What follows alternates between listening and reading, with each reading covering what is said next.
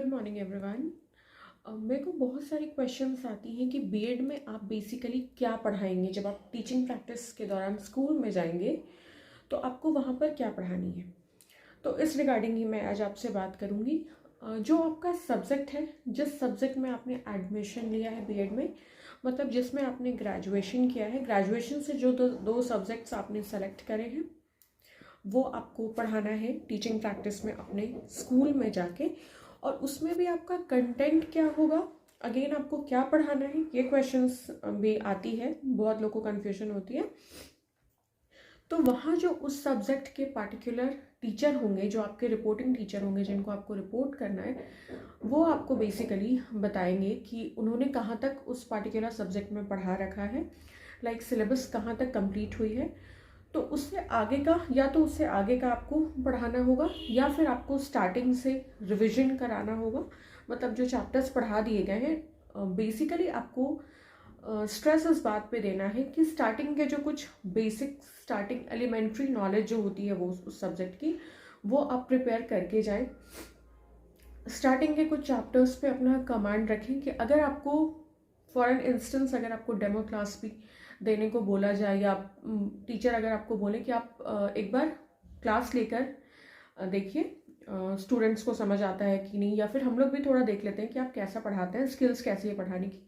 तो कुछ chapters starting के जो कुछ 1 2 3 चैप्टर्स होते हैं बेसिक एलिमेंट्री वाले, वो थोड़ा प्रिपेयर करके जाइएगा। तो वो आपका डेमो में भी काम आ जाएगा, और अगर पढ़ाने को मिला आपको तो वो आप पढ़ा सकते हैं। ऐसा नहीं कि बिल्कुल कुछ भी पढ़ के मत जाइएगा, वो चीज़ होगा। कई बार ऐसा होता है कि वो आपसे ही पूछते हैं कि आपकी स्ट्रेंथ्स क्या है, लाइक सारे चैप्टर्स पे हमारा कमांड नहीं होता है कई बार, ठीक है। तो वो आपसे ही पूछते हैं कि आप क्या पढ़ाना चाहेंगे, ठीक है। तो वैसे में कुछ पोर्शन, कुछ चैप्टर्स, सिलेबस का कुछ पोर्शन आपको पढ़ाने को मिल जाता है। हर स्कूल का अपना अलग रूल्स होता है, हर टीचर का टैकल करने का तरीका अलग होता है।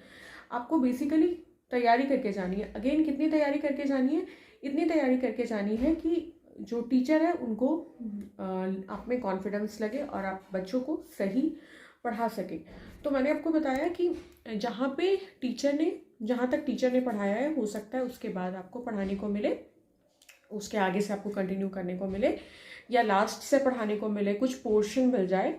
या कहीं बहुत जगह पर ऐसा होता है कि जो टीचर ने पढ़ा रखा है उसको बस ब्रश अप करने बोलते हैं, स्टार्टिंग से उसको रिवीजन करवाने को बोल दिया जाता है कि अगर आप उसमें कुछ एक्स्ट्रा एड ऑन करते हैं, कुछ एक्स्ट्रा नॉलेज देते हैं उससे रिलेटेड, तो बच्चों के लिए वो एक एडेड बेनिफिट हो जाता है।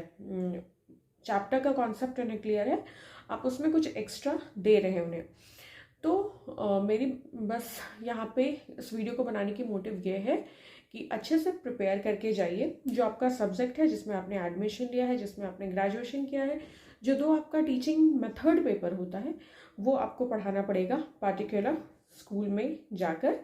और कुछ रफ में 1 2 चैप्टर्स का आप लेसन प्लान बना सकते हैं रैंडमली, किसी भी चैप्टर का जो आपको बहुत ज़्यादा इंटरेस्टिंग लगता हो, आपको कॉन्फिडेंस लगता हो, ऐसे कुछ चैप्टर्स का आप बना सकते हैं रफ में lesson plan. For an instance अगर आपसे पूछा जाए तो आप वहाँ दिखा सकते हैं, वो चैप्टर्स को आप वहाँ पर जाके पढ़ा सकते हैं। ये आपका एक बहुत अच्छा इम्प्रेशन क्रिएट करता है कि आपने काफ़ी सीरियस है पढ़ाने को लेके, डेडिकेटेड टीचर हैं आप। ये सारी चीज़ें ये रिफ्लेक्ट करता है, ठीक है। तो थोड़ा प्रिपेयर करके जाइए, और जब आप पढ़ाना स्टार्ट करेंगे, जब आपको एक प्रॉपर सिलेबस पोर्शन मिल जाएगा कि क्या पढ़ाना है, तब तो आपको डेली बेसिस पे घर से पढ़ के जाकर पढ़ाना ही है। बस आपको इस बात का ध्यान रखना है कि आपको स्टूडेंट्स को गलत नहीं पढ़ाना है, कुछ भी मिसगाइडेड इन्फॉर्मेशन नहीं देना। अगर आपको कुछ नहीं पता है, आप डायरेक्टली बोल दीजिए कि आप उस टॉपिक पे कल बात करेंगे स्टूडेंट से। जो रिपोर्टिंग टीचर है उनसे बात कर लीजिए। अगर आप किसी चीज़ में कंफर्टेबल नहीं है, चैप्टर्स को लेके कुछ डिस्कम्फर्ट है, टीचर से बात कीजिए, ठीक है।